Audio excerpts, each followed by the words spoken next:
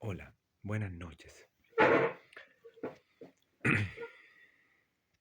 Quisiera hacer un comentario. Primero, a veces hago videos donde la verdad es que estoy cansado, a veces pero a veces también me cuido porque sé que algunos se fijan mucho en la apariencia. Entonces también estoy tratando de cuidar eso para que eso no perjudique a mi hija en las apariencias. Quisiera hacer una consulta. Hoy, los hermanos de la primera iglesia presbiteriana evangélica de Santiago, ubicada en la calle Santo Domingo, donde se supone que mi hija asistía, donde ellos han sido solicitados una y otra vez que me entreguen información de mi hija, donde yo he ido personalmente a hablar con las tías en buena, con el pastor de ahí, con el consistorio, con que ellos incluso han dicho me han dicho que ellos se han autoasignado el cuidado espiritual en cierta medida de mi hija. Ellos saben todo lo que ha sucedido. Y yo he insistido muchas veces a pedir la información, a que me cuenten de mi hija, por lo menos me cuenten lo que le están pasando, porque yo educaba a mi hija, la criaba. Y hace 11 meses nos separaron violentamente. Yo le pregunto hoy, si en ese culto que hicieron, cuando adoraban al Señor, ustedes estaban conscientes de que había un hermano que tenía un tremendo dolor hacia una niña que se supone que asiste a su congregación, y en donde, para mí, la realidad es la siguiente. Soy una madre que le arrebataron a su hija, que está cada día que ve a los cómplices, a los encubridores, ora primero para que ustedes se arrepientan, entreguen información y de esa forma también cuidan a mi hija. Yo les pregunto, hermanos, ¿no es necesario, primero, es un deber someterse a obedecer a Dios que antes que los hombres? ¿Por qué ustedes hacen caso escuchan las palabras de mentiras? ¿A poderes que se han dejado engañar por mentiras? ¿Esa es la verdadera sumisión? ¿Esa es la verdadera mansedumbre y piedad? ¿La piedad significa entregar y arrojar a nuestros niños, a nuestras niñas? ¿Ser cómplice de la violencia a mujeres? Si tú tienes algún dato de un detenido desaparecido, ¿tú te quedabas callado o lo entregabas? ¿Sabes qué? Cuando alguien tiene un familiar detenido desaparecido y tú te has quedado callado para no meterte en problemas, estás siendo un cubridor. Todo lo contrario, si lo entregas, está permitiendo que un alivio a esa persona que clama por justicia pueda empezar a brotar. Entonces no digas que esto es el rol de, si tu hermano, sabes, por favor te lo pido, porque en otros juicios anteriores fueron la voz no de los líderes de esa iglesia evangélica, sino que una hermana me dijo, ¿sabes qué, Andrés? Tú que todavía estás en ese tiempo cuando nosotros estábamos divorciando, yo inocentemente estaba pensando que yo estaba esperando. Y no me dijeron, ¿sabes que a ti por detrás te están, se juntan en una silla de escarnecedores para demandarte? Yo le dije, gracias. Simplemente me avisó. Mira, te están tratando de desprestigiar de esta forma. Se están tratando de comprobar este rumor tuyo. Y de probarte, de poner más y más personas para comprobarte. Hace muchos años atrás en otras demandas. Yo le dije, gracias. De esa forma yo después ya, eh, después, nunca ataqué. Siempre me defendía frente a esas defensas. Pero esa era, oye, realmente acá ya no es que uno, me explico, o sea, no, acá no se podía reconciliar el tema, sino que es tratar de reconstruirse. ¿Se entiende? Entonces, el testimonio de una persona que dijo la verdad cambia la situación. Se dicen, ¿sabes qué? Mira, hay alguien que con mala intención está tratando de hacer esto, o con mala intención está haciendo esto. Si tú tienes información de mi hija, cómo está, si está yendo a la iglesia, a mí hace 5 meses, yo no sé si está viva o está muerta, no escucho su voz. Me niegan información. ¿Cómo es posible? ¿Ustedes creen que es grato a Dios? Le pregunto. ¿Que eso honra a Dios cuando nosotros nos postramos frente a mentiras? ¿Que eso es la verdadera piedad y la sumisión? Y cuando sabiendo cómo vas a ofrecer un culto al Señor, si un hermano tuyo tiene una queja contra ti porque está reclamando por el derecho a su hija, que ha sido vulnerada mediante mentiras. Yo me pregunto, ¿sabes qué? Nosotros hoy tenemos palabra de Dios, gracias a que muchos estuvieron dispuestos a dar sus vidas, a no entregarse a esos poderes que nos oprimían, a mártires, a una iglesia perseguida. Una iglesia perseguida es que a causa de la justicia, en forma directa o indirecta, de la justicia, del reino de los cielos, no su propia justicia, va a recibir, va a tener que avanzar.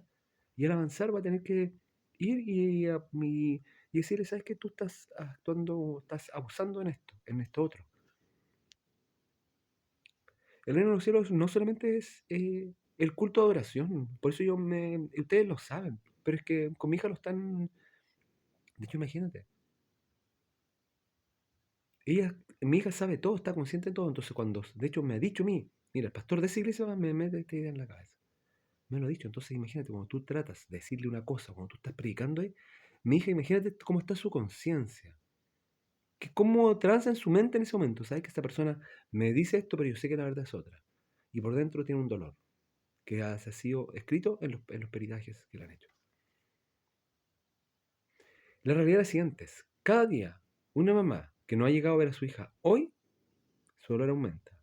Cada día un familiar de un detenido desaparecido que no sabe que su familiar ha llegado, su mente no es que pase una hora más y sea igual que a la hora que pasó hace tiempo atrás. No. Lo que pasa es que hemos normalizado la crueldad. Hemos normalizado que un padre abandone a los hijos. Lo hemos normalizado en más. Incluso a tal punto que lo ponemos de autoridad y nos causa escándalo. Hemos normalizado que un papá no haga lo posible, lo imposible, por ir y rescatar a su hija que ha sido llevada a un lugar donde realmente ya no se está desarrollando. Porque nadie puede desarrollarse sanamente si le han roto el vínculo más cercano, si le han roto a la familia. No puede. Entiende que no han roto, porque nosotros teníamos una intimidad. No era un papito de 15 días, de Navidad, de fiestas patrias, de eventos. Yo buscaba día a día aprender con mi hijo, desarrollarnos juntos, comer juntos. Comíamos juntos, hacíamos las cosas juntos, aprendíamos. Pasando tardes, a veces tardes perdidas, tardes ganadas. Así, no apresurado, así como lo que tú me has tratado de inculcar. Entonces, ¿sabes qué? Hoy te digo, no, a mí me causa estupor, me causa dolor. Y también te pido, arrepiéntete, pastor de la primera iglesia presbiteriana de Santiago. Por favor, tampoco pienses que me puedes llamar y tener una conversación como de mi hija, como livianamente, porque estás hablando con alguien que está dañado en su fibra más íntima. No es así, mira, te vengo a hablar, conversemos como hombre. Entiendo, esto no es un tema de negocios. ¿Tú separarías a un esposo de una esposa forzadamente y los exagerarías 11 meses?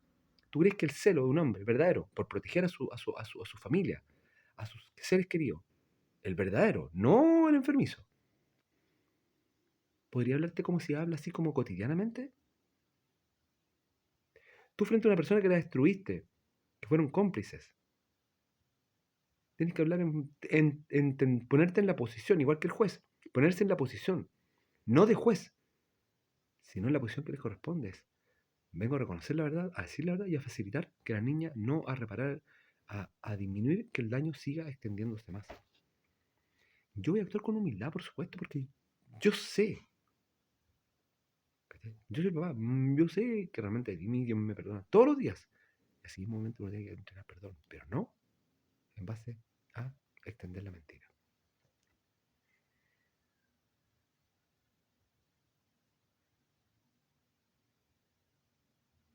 ¿Sabes qué? Me pregunto. Después uno siempre dice, ¿cómo? ¿Entiendes? Yo no veo esto.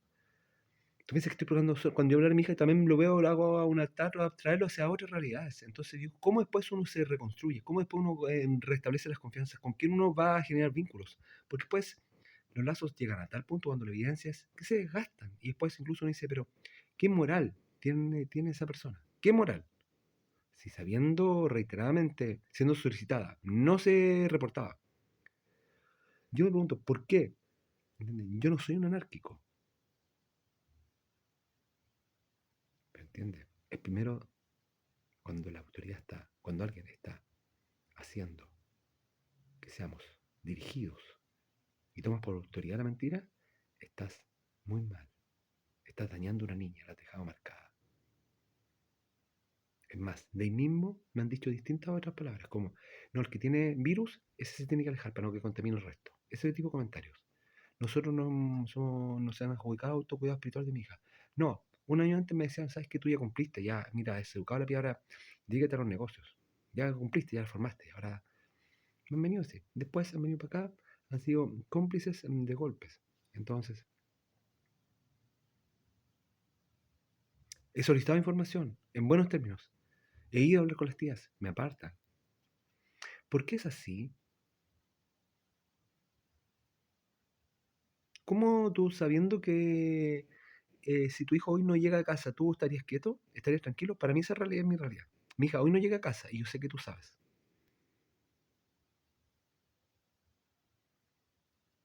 Les pido por favor.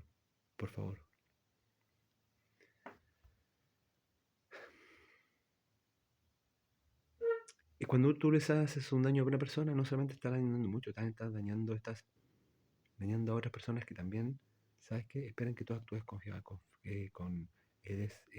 al menos señales de credibilidad, de arrepentimiento. No arrepentimiento perfecto, pero de que cambie esa tendencia.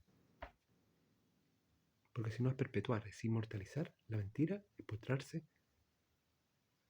ante la violencia. Buenas noches. Muchas gracias.